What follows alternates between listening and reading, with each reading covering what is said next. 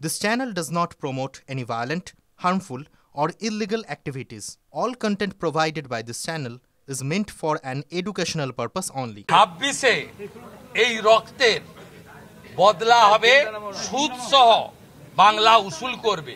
ভারতীয় জনতা পার্টি সরকার আসার পরে 24 ঘন্টার মধ্যে ব্যবস্থা হবে। জলপাইগুড়ির এসপি দিল্লি যাওয়ার জন্য ডিজিপি রাজীব কুমার ব্যাগ গুছিয়ে রাখুন।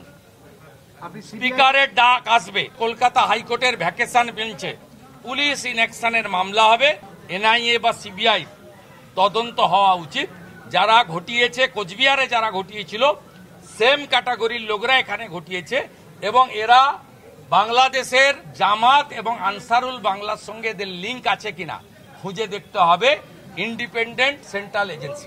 ডক্টর শঙ্কর ঘোষের লিগামেন্ট ছিঁড়েছে, তাকে কাল পরশু হয়তো ডিসচার্জ করবে, কিন্তু আগামী 1 মাস তাকে বাড়িতে রেস্ট নিতে হবে। খগেন মুর্মুর ইনজুরিটা grievous severe in nature. MRI এবং স্ক্যান হয়েছে, তাতে এখানকার যে সেন্সিটিভ হাড় আছে এটা কমপ্লিটলি বাজেভাবে ফ্র্যাকচার পাওয়া গেছে।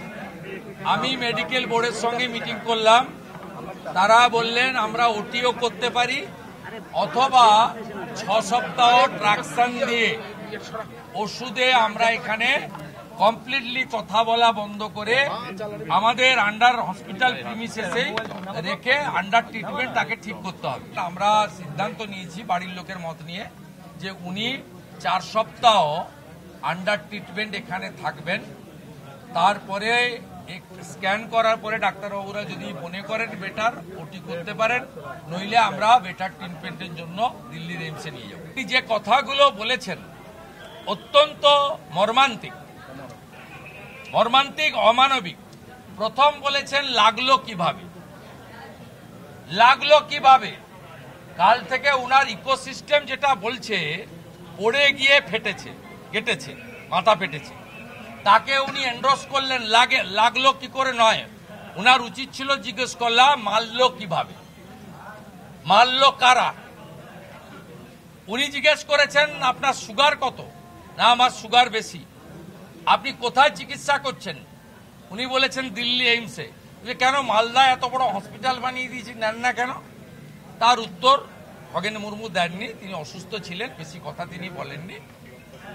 তিনি এখানে দেখতে এসেছেন, লাগলো কিভাবে বলতে এসেছেন, অথচ উনার বিশেষ উগ্রপন্থী বাহিনী গোটা রাজ্য জুড়ে যারা শান্তি নষ্ট করছে, 2021 সালের পোস্টপল ভায়োলেন্স থেকে লাস্ট নাগরাকাটার ইনসিডেন্ট পর্যন্ত ঘটালেন, তাদেরকে গ্রেপ্তার করার, ঘটনার নিন্দা করার উনার কোনো ভাষা আমরা দেখতে পাইনি।